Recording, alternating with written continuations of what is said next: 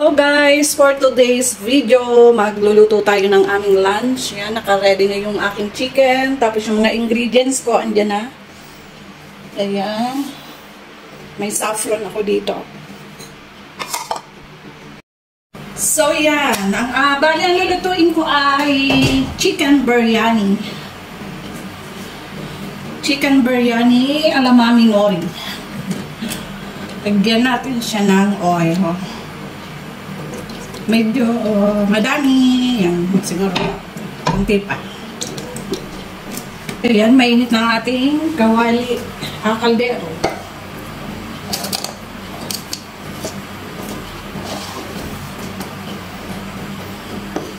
Ilagay na natin yung ating sibuyas.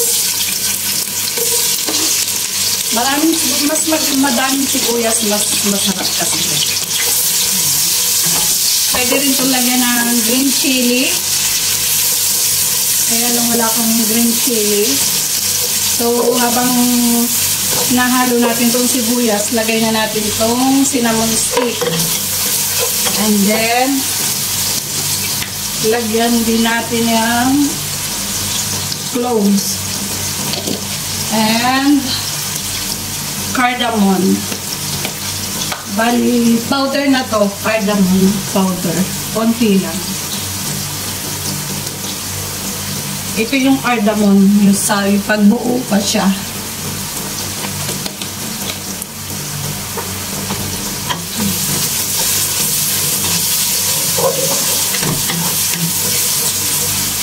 Hintay natin medyo mag-translucent yung ating sibuyas.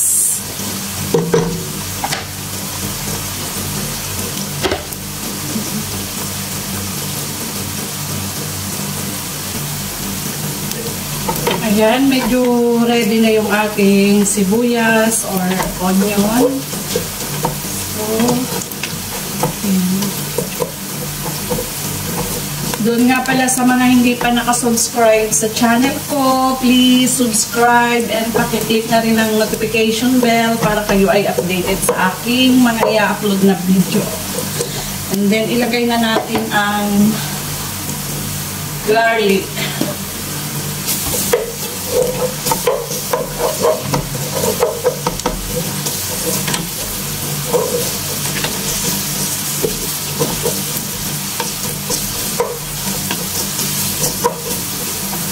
Lagyan natin hanggang brown ng konti yung ating garlic.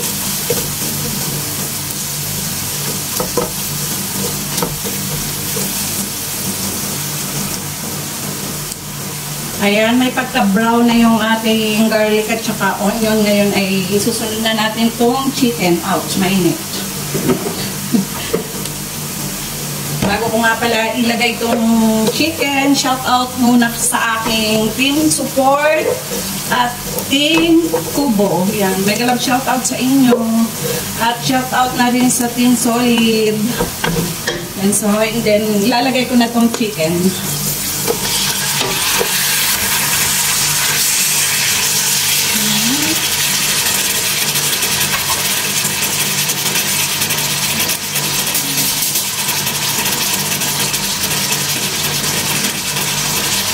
Lagyan natin siya ng turmeric.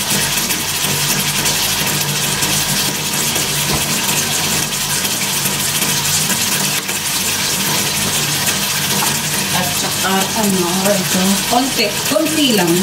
Cumin.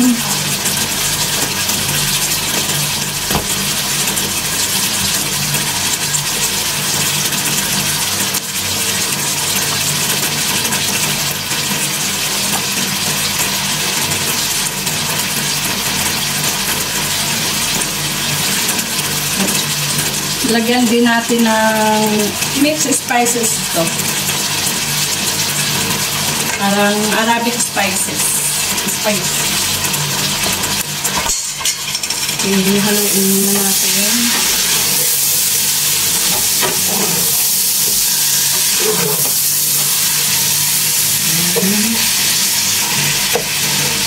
Hintayin natin maging kulay puti yung mga chicken.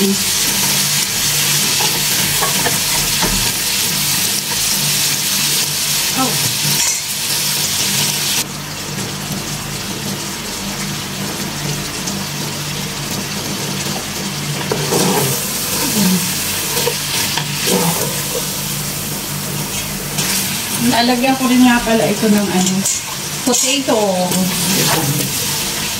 Then, ilalagay ko na itong aking blend na tomato. 3 tomato yan. Haluin lang natin siya ng haluin.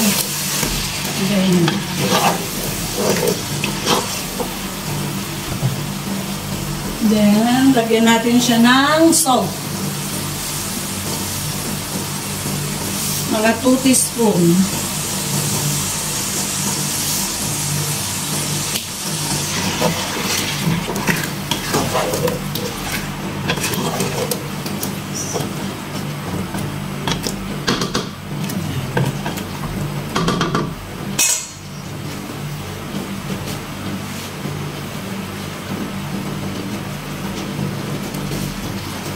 Takpan muna natin hanggang maluto yung ating potato at saka chicken. Ngayon, habang tayo ay hinihintay natin maluto to, ngayon ay may pinakulo ako ditong tubig.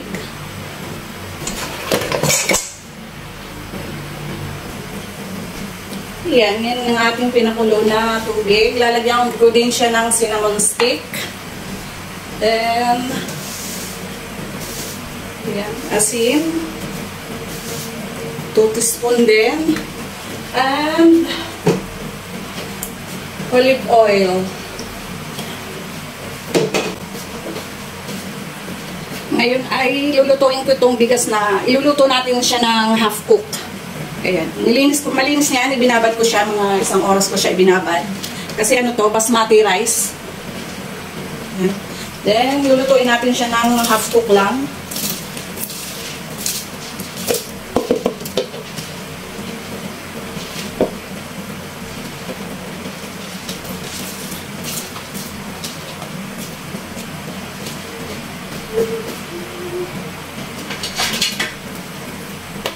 Hindi natin yung bigas, sayang.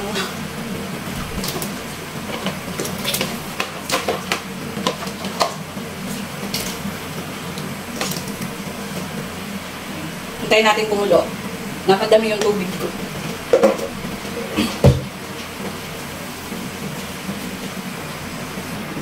Ay, check natin kung okay na ba ang ating patatas, kung malambot na. Ayan, okay na siya.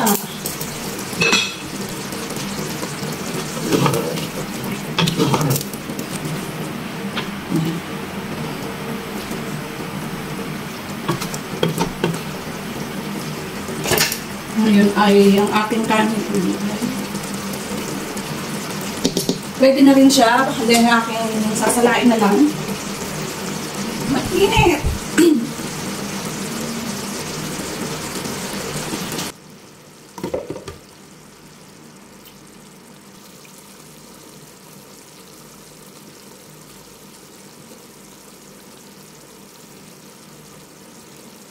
Lagyan natin ng lemon. Konting lemon. Mix ulit natin.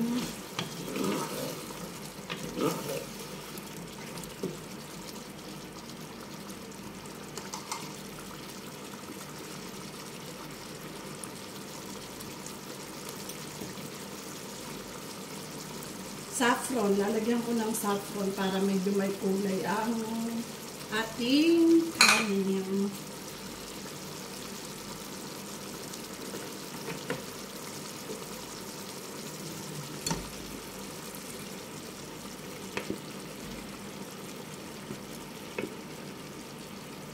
Ilagay natin yung kalahating portion ng kanin, tapos haluin natin, ganyan.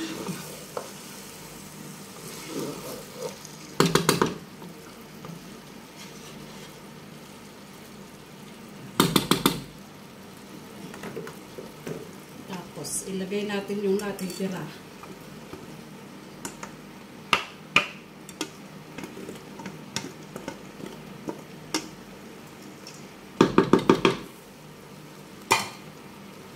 Init.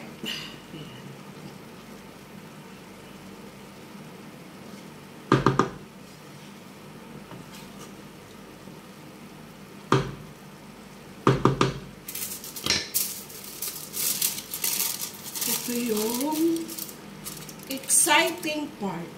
Exciting part. Mabango kasi pag nilalagyan ng ganito. Ito. Bali, ano to? Charcoal. Ay, mali. Mali ang napatay ko. Wait lang. Ito yung papatay ko.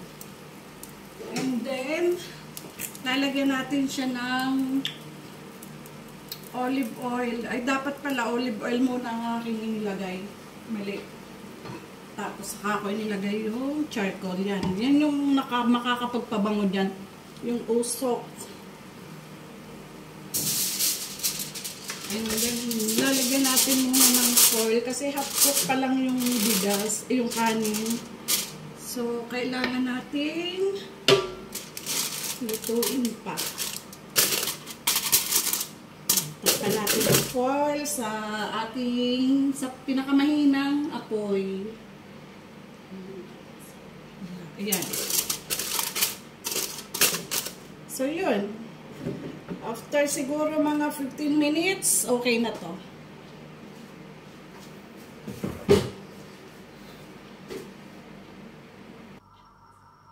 A few moments later. Yan guys, check na natin kung luto na siya.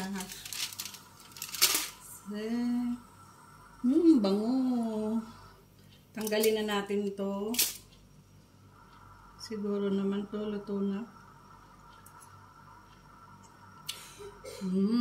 Okay na yung kanin.